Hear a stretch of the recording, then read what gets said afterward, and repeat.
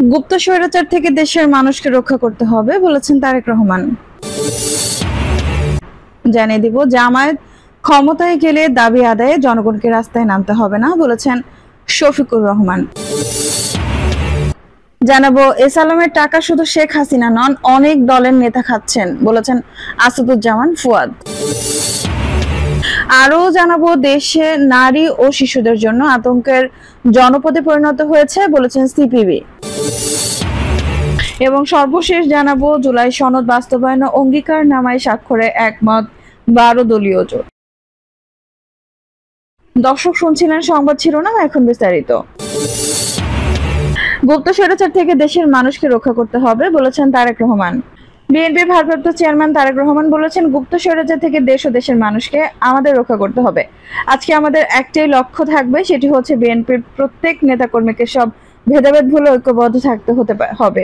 আমাদের জনগণের পাশে দাঁড়াতে হবে, দেশ গঠন করতে হবে, এর কোনো বিকল্প নেই। তারেক রহমান বলেন, আমরা যদি সবাই আজকে ঐক্যবদ্ধ না হই, আমরা যদি গণতান্ত্রিক শক্তিগুলো সব ঐক্যবদ্ধ না হই, আমরা যদি দেশের জনগণকে ঐক্যবদ্ধ করতে না পারি, তাহলে দেশ স্বাধীনের পর যেভাবে স্বৈরাচার চেপে বসেছিল 2008 সালের তথাকথিত নির্বাচন দিয়ে 1/11 এর ফলে তথাকথিত নির্বাচন দিয়ে যেভাবে স্বৈরাচার দেশে কাঁধে চেপে বসেছিল, যদি আমরা জনগণকে ঐক্যবদ্ধ করতে না পারি, তাহলে বলা যায় না আগামী দিন গুপ্ত স্বৈরাচারের আবির্ভাব হবে না। বিএনপি শীর্ষ নেতা বলেন, দেশ স্বাধীনের পর এক স্বৈরাচার দেশের মানুষের কাঁধে চেপে বসেছিল। পরবর্তী সময়ে সেই স্বৈরাচারকে বিতাড়িত করা হয়েছিল। একদলীয় শাসনকে বিতাড়িত করে শহীদ রাষ্ট্রপতি জিয়াউর রহমান বহুদলীয় গণতন্ত্র চালু করেছিলেন। পরবর্তী সময়ে আবার স্বৈরাচার এসেছে, জনগণ আন্দোলন করে যুদ্ধ করে সেই স্বৈরাচারকে বিতাড়িত করেছে। বিগত 15 বছর আরেক স্বৈরাচার চেপে বসেছিল, সেই স্বৈরাচারকে বিতাড়িত করেছে জনগণ। কাজে জনগণের চাওয়া অনুযায়ী আমাদের চলতে হবে। দেশকে সবার ঘর উল্লেখ করে তারেক রহমান বলেন, একটি ঘর তৈরির জন্য সবাইকে মিলেমিশে কাজ করতে হয়। সবাই মিলেমিশে শ্রমিকে মিলে যখন কাজ করে তখন একটি সুন্দর ঘর হয়, কিন্তু একটি ঘরকে যদি ধ্বংস করে দিতে হয় তখন কিন্তু বেশি লোকের প্রয়োজন লাগে না। এই দেশটি হচ্ছে আপনার আমার সবার ঘর। এই ঘরে ডাকাত পড়েছিল 15-16 বছর ধরে, সেই ডাকাতকে বাংলাদেশের জনগণ বিতাড়িত করেছে।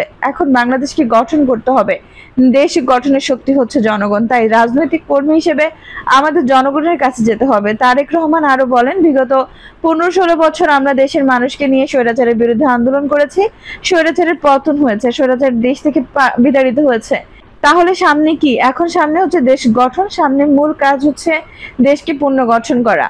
দেশকে যদি পুনর্গঠন করতে হয়, দেশকে যদি জনগণের প্রত্যাশা অনুযায়ী গড়ে তুলতে হয়, তাহলে অবশ্যই আমাদের সবাইকে ঐক্যবদ্ধ হতে হবে। সম্মেলনে প্রধান বক্তা ছিলেন দলীয় স্থায়ী কমিটির সদস্য সালাউদ্দিন আহমেদ। উদ্বোধক ছিলেন ভাইস চেয়ারম্যান বরকতুল্লাহ বুলু। দক্ষিণ জেলা বিএনপির আহ্বায়ক ও কেন্দ্রীয় কর্মসংস্থা বিষয়ক সম্পাদক জাকারিয়া তাহেরের সভাপতিত্বে সম্মেলনে বিশেষ অতিথির বক্তব্য দেন বিএনপি চেয়ারপারসন উপদেষ্টা কাউন্সিলর সদস্য মনিরুল হক চৌধুরী, আমিরুর রশিদ, কুমিল্লা বিভাগীয় সাংগঠনিক সম্পাদক সেলিম ভুইয়া, সহ সাংগঠনিক সম্পাদক মোস্তাক মিয়া, শিল্প বিষয়ক সম্পাদক মোহাম্মদ আবুল কালাম। সম্মেলন সঞ্চালনা করেন দক্ষিণ জেলা বিএনপি সদস্য সচিব আশিকুর রহমান মাহমুদ ও যুগ্ম আহ্বায়ক সারোয়ার জাহান ভুইয়া। জামায়াত ক্ষমতায় গেলে দাবি আদায়ে জনগণকে রাস্তায় নামতে হবে না বলেছেন শফিকুর রহমান। জামায়াত ইসলামী ক্ষমতায় গেলে দাবি আদায়ে জনগণকে রাস্তায় নামতে হবে না বলে মন্তব্য করেছেন দলীয় আমির ডক্টর শফিকুর রহমান। শনিবার সকালে ফর্ম অফ ডিপ্লোমা ইঞ্জিনিয়ার্স বাংলাদেশের বার্ষিক কাউন্সিল অধিবেশনে কাকরাইলের ডিপ্লোমা ইঞ্জিনিয়ার্স ইনস্টিটিউটে আলোচনা সভায় প্রধান অতিথির বক্তব্যে তিনি এই কথা বলেন। শফিকুর রহমান বলেন, 5 বছরে উন্নয়নে বুলেট ট্রেন চালু না করতে পারলেও উন্নয়নের এক্সপ্রেস ট্রেন চালু করা হবে। জামায়াত আমির বলেন, যুবকরা যোগ্যতা অনুযায়ী কাজ পাবেন, কিন্তু সেই পরিবেশ আমরা গত অর্ধ-শতাব্দীতেও তৈরি করতে পারিনি। বিগত সরকারগুলোর ব্যর্থতার কারণে জামায়াত চায় জনগণের সহযোগিতায় ঘুণে ধরা বাংলাদেশকে নতুন করে গড়ে তুলতে। তিনি আরো বলেন যে শিক্ষা মানুষকে নিচে নামিয়ে দেয়, সেই শিক্ষায় আর দেওয়া হবে না। যারা শিক্ষা ব্যবস্থা পরিকল্পনার দায়িত্বে আছেন তাদের সন্তানেরাই দেশের বাইরে পড়াশোনা করেন, এজন্য দেশের শিক্ষা ব্যবস্থার এমন অবস্থা। এই সময়ে জামায়াতের আমির আরো বলেন, আয়নাঘরের মতো সংস্কৃতি বাংলাদেশে আওয়ামী লীগ সরকার শুরু করেছিল। এস আলমের টাকা শুধু শেখ হাসিনা নন, অনেক দলের নেতা খাচ্ছেন বলেছেন আসাদুজ্জামান ফুয়াদ। আমার বাংলাদেশ পার্টির এবি পার্টির সাধারণ সম্পাদক আসাদুজ্জামান ফুয়াদ বলেছেন, এস আলমের টাকা শুধু শেখ হাসিনা খান না, দেশের অনেক রাজনৈতিক দলের নেতাই ওই টাকায় ব্যবসা করেছেন, খাচ্ছেন, এই টাকায় বিদেশে তাদের ছেলে মেয়েদের পড়াচ্ছেন। আজ শুক্রবার বিকেলে মানিকগঞ্জ শহরের শহীদ স্মৃতিস্তম্ভ প্রাঙ্গণে জেলা এবি পার্টির আয়োজনে জুলাই গণসমাবেশে প্রধান অতিথির বক্তব্যে তিনি এই কথা বলেন। আসাদুজ্জামান ফুয়াদ আরো বলেন, কারা আগামী নির্বাচনে আওয়ামী লীগকে চান, কারা জাতীয় পার্টিকে আনতে চান, কারা এস আলমের টাকায় আওয়ামী লীগকে পুনর্বাসন করতে চান এবং 1400 শহীদের রক্তের সঙ্গে বেইমানি করতে চান, সেই গাদ্দারকে চিনতে হবে। তারা বাংলাদেশের মানুষ নন। এবি পার্টির সাধারণ সম্পাদক বলেন, বাংলাদেশের স্বার্থে শুক্রপক্ষের সঙ্গে শত্রুপক্ষের সঙ্গে কোনো আপোষ হবে না। দিল্লির আধিপত্য প্রশ্নে কোনো আপোষ হবে না। তা কংগ্রেসের নামে আসুক, বিজেপির নামে আসুক, গান্ধী পরিবারের নামে আসুক, কিংবা নরেন্দ্র মোদীর নামে আসুক, এ ব্যাপারে বাংলাদেশের স্বার্থ আমরা কোনো ছাড় দেব না। দেশ নারী ও শিশুদের জন্য আতঙ্কের জনপদে পরিণত হয়েছে বলেছেন সিপিবি। খাগড়াছড়িতে পাহাড়ি কিশোরীকে দলবদ্ধ ধর্ষণ সহ সারা দেশে অব্যাহত ধর্ষণ নিপীড়নের ঘটনায় ক্ষোভ প্রকাশ করেছে বাংলাদেশের কমিউনিস্ট পার্টি। দলটি নেতারা বলেছেন, সরকারের চরম উদাসীনতায় পার্বত্য অঞ্চল থেকে সমতল পর্যন্ত গোটা দেশ নারী এমনকি শিশুদের জন্য আতঙ্কের জনপদে পরিণত হয়েছে। আজ শনিবার এক সংবাদ বিজ্ঞপ্তিতে সিপিবি এসব কথা বলেছেন। বিবৃতিতে সিপিবি সভাপতি কাজী সাজ্জাদ জহির ও সাধারণ সম্পাদক আব্দুল্লাহ কাফি রতন অবিলম্বে পাহাড়ি কিশোরীদেরকে দলবদ্ধ ধর্ষণের ঘটনায় জড়িত ব্যক্তিদের গ্রেপ্তার ও বিচারের আওতায় আনার দাবি জানিয়েছেন। এই ঘটনার প্রতিবাদকারীদের আটক ও নির্যাতনের প্রতিবাদও জানিয়েছেন তারা। সিপিবি নেতারা বলেছেন, রাষ্ট্রীয় সংস্থাগুলো তাদের শপথ রক্ষা করবে ও পেশাদারত্ব বজায় রাখবে, এটাই দেশের মানুষ প্রত্যাশা করে। তাই প্রতিবাদ দমনের পরিবর্তে অপরাধীদেরকে আইনের আওতায় আনতে সব আইন শৃঙ্খলা রক্ষাকারী সংস্থাকে সর্বোত্তম ভূমিকা রাখতে হবে, আর এটি নিশ্চিত করার সম্পূর্ণ দায়িত্ব সরকারের। বিবৃতিতে বলা হয়, গত 5 মে বান্দরবনে একজন খিয়াং নারীকে ধর্ষণের পর হত্যা করা হয়। গত কয়েক মাসে ওই ঘটনায় বিচারে তেমন কোনো অগ্রগতি অর্জিত হয়নি। ফলে বিচারহীনতার চলমান বাস্তবতা একের পর এক বর্বরতা ও অপরাধের জন্ম দিয়ে যাচ্ছে। গণ অভ্যুত্থানের মাধ্যমে দায়িত্ব গ্রহণ করা অন্তর্বর্তী সরকারের মুখে মুখে অনেক পরিবর্তনের কথা বললেও বাস্তবতায় সামান্য পরিবর্তন ঘটাতে সক্ষম হয়নি।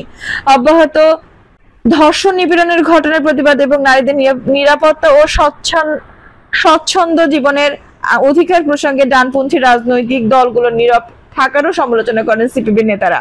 তারা বলেন, ডানপন্থী দলগুলো রাষ্ট্রযন্ত্র শাসন কাঠামো প্রতি শর্তহীন অনুগত থেকে নিরাপত্তা ভূমিকা গ্রহণ করেছে। এই একই সঙ্গে তাদের ক্ষমতার সিঁড়ি আহরণের হিসাব নিকাশ ও তাগাদা নানাভাবে সামাজিক অপরাধের মদদ যোগাচ্ছে। নারী পুরুষ পাহাড়ি বাঙালি নির্বিশেষে সবার জন্য নিরাপদ ও স্বচ্ছন্দ জীবনের নিশ্চয়তা অর্জনে রাজনৈতিকভাবে সংগঠিত হতে এবং সমাজের সর্বত্র প্রতিরোধ সংগ্রাম গড়ে তুলতে দেশবাসীর প্রতি আহ্বান জানিয়েছেন সিপিবি নেতারা। জুলাই সনদ বাস্তবায়ন অঙ্গীকারনামায় স্বাক্ষরে একমত 12 দলীয় জোট। সাংবিধানিক ধারা অব্যাহত রাখা, নির্বাচন বানচালের ষড়যন্ত্র প্রতিহত ও জুলাই সনদের বাস্তবায়ন প্রক্রিয়া ও সম্ভাব্য করণীয় নিয়ে বেশ কয়েকটি দল ও জোটের সঙ্গে বৈঠক করেছে 12 দলীয় জোটের নেতারা। বৈঠকে অংশ নেওয়া রাজনৈতিক দলের নেতারা জুলাই সনদ বাস্তবায়নে আইনি ভিত্তির উপর গুরুত্ব আরোপ করেন এবং জাতীয় ঐক্যমত্যের স্বার্থে যে কোনো ছাড়ের বিনিময়ে জুলাই সনদ বাস্তবায়ন ও অঙ্গীকারনামায় স্বাক্ষর করার ব্যাপারে ঐক্যমত্যে পৌঁছান। বৈঠকে অংশ নেওয়া নেতারা মনে করেন, আগামী জাতীয় সংসদ নির্বাচনের দিনেই জুলাই সনদ অঙ্গীকারনামার ভিত্তিতে বাস্তবায়নের পক্ষে একটি গণভোট আয়োজন করা যেতে পারে। এছাড়া সাংবিধানিক আদেশ ও সংবিধান সংশ্লিষ্ট মৌলিক সমস্যার বাস্তবায়নের জন্য সংবিধানের 106 নম্বর অনুচ্ছেদ অনুযায়ী রাষ্ট্রপতি সুপ্রিম কোর্টের কাছে মতামত জানতে চাইতে পারেন। বৈঠকে 12 দলীয় জোটের পক্ষ থেকে জোটের মুখপাত্র বাংলাদেশ এলডিপি চেয়ারম্যান শাহাদাত হোসেন সেলিম, জোটের সমন্বয়ক বাংলাদেশ জাতীয় দলের চেয়ারম্যান সৈয়দ এহসানুল হুদা, জাতীয়তাবাদী সমন্বয় জোটের আহ্বায়ক ডক্টর ফরিদুল্লাহ জামান ফরাজ, গণ অধিকার পরিষদের সাধারণ সম্পাদক রাশেদ খান, আমজনতা দলের সভাপতি কর্নেল মিয়া হোসুজ্জামান, সাধারণ সম্পাদক তারেক রহমান, এনডিএম এর মহাসচিব মমিনুল আমিন, জাতীয় পার্টির মহাসচিব আহসান হাবিব লিঙ্কন, জাকের পার্টির মহাসচিব শামীম হায়দার, জামায়াতে উলামা ইসলাম বাংলাদেশের মহাসচিব Mufti Golam Mohiuddin Ikram, National Labour Party chairman Lion Faruk Rahman, Bangladesh Kalyan Party chairman Shamsuddin Parvez, Labour Party সহ সভাপতি এস.এম. ইউসুফ উপস্থিত ছিলেন।